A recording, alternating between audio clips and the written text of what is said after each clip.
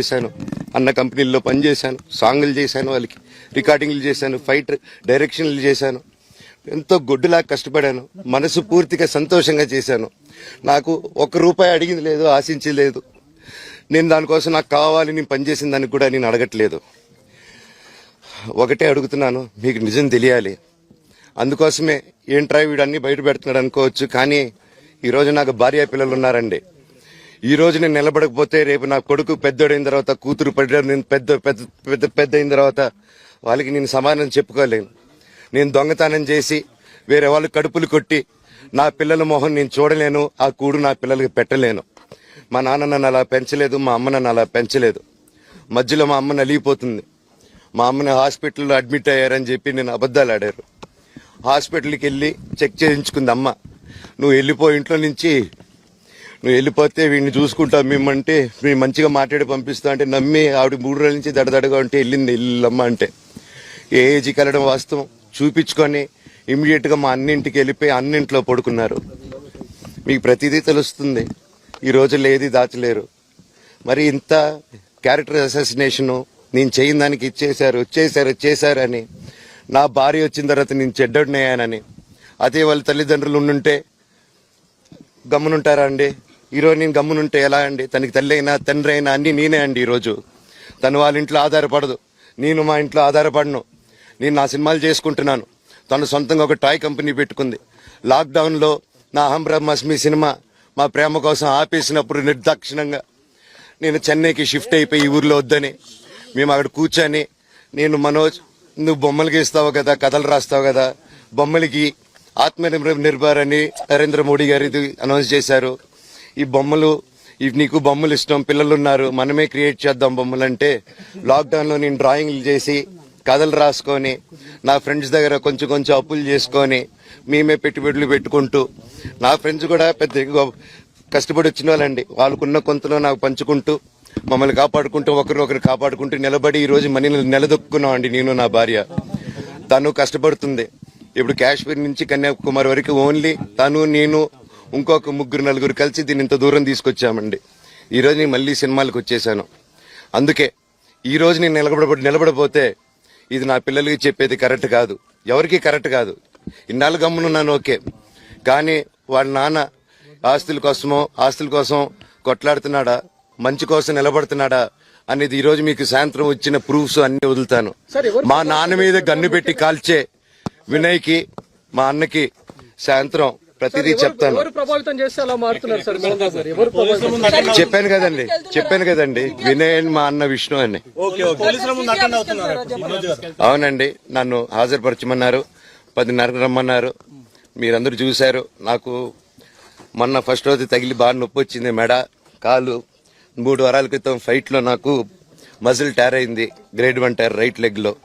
Left leg లో మళ్ళీ దెబ్బలు తగిలాయి మొన్న. సో అందుకే కొంచెం బ్యాలెన్స్ ఇది ఉంది. మందులు హెవీ మెడికేషన్ ఇచ్చారు, హెవీ ప్యాచ్ కూడా వేశారు నాకు.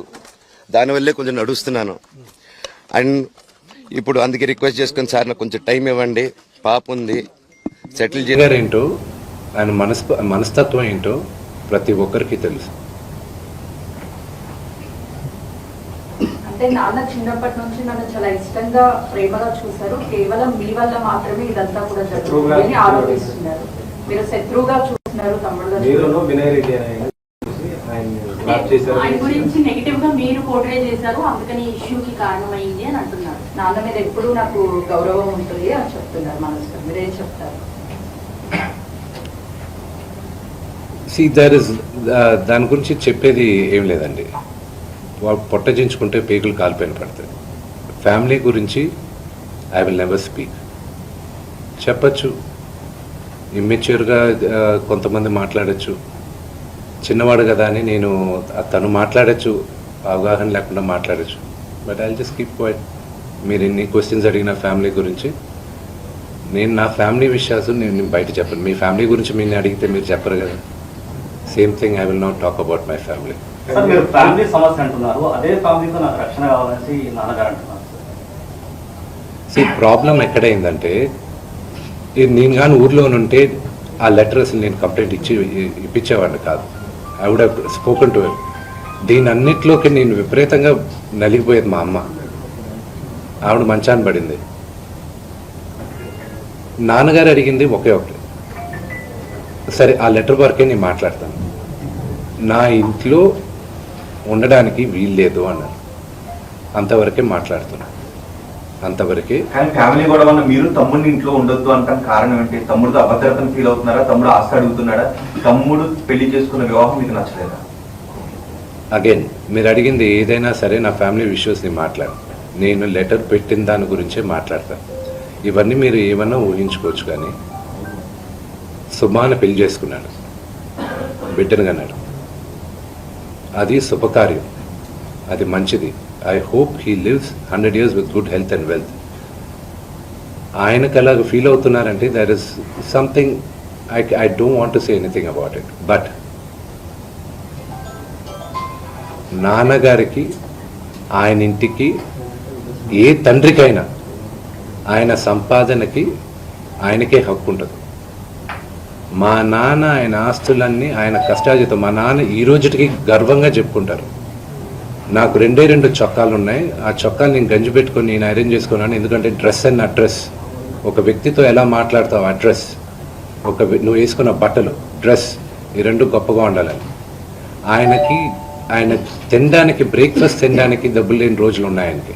ఆయనే గర్వంగా చెప్పుకుంటారు, మీ అందరి ముందు కూడా చెప్పున్నారు. ఆయన అక్కడి నుంచి ఆయన స్వయం కృషితో ఈరోజు ఆయన కానీ లేకపోతే మా అందరికీ మొదటి గుర్తింపు లేదు. మీరందరూ కూడా మాకు గౌరవం ఇచ్చేది కూడా మోహన్ బాబు గారి పిల్లలనే. ఇప్పుడు ఆయన లేకపోతే మేము లేము. ఇప్పుడు ఇట్ ఈస్ అన్ఫార్చునేట్. ఇప్పుడు ఆయన ఈరోజు నువ్వు నా దగ్గర ఉండడానికి వీల్లేదు అన్నాడంటే ఆయన ఇంట్లో, నేను ఉంటాను, నాకు హక్కేం ఉంది. నేను కానీ, మా సోదరి కానీ, నా సోదరుడు కానీ, మేమందరం బయట ఉండేవాళ్ళం.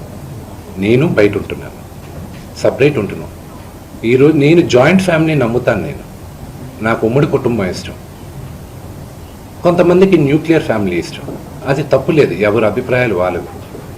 ఇప్పుడు నాన్నగారికి పలానా వ్యక్తి ఇంట్లో ఉండడం ఇష్టం లేదు, నా ఇల్లు ఇది వద్దు అన్నప్పుడు ఆ మాటకి గౌరవం ఇవ్వాలి, తండ్రికి గౌరవం ఇవ్వాలి. లీగల్గా ఎన్ని రైట్స్ ఉన్నా లేకపోయినా నేను నమ్మేది 4: మాతా, పిత, గురువు, దైవం.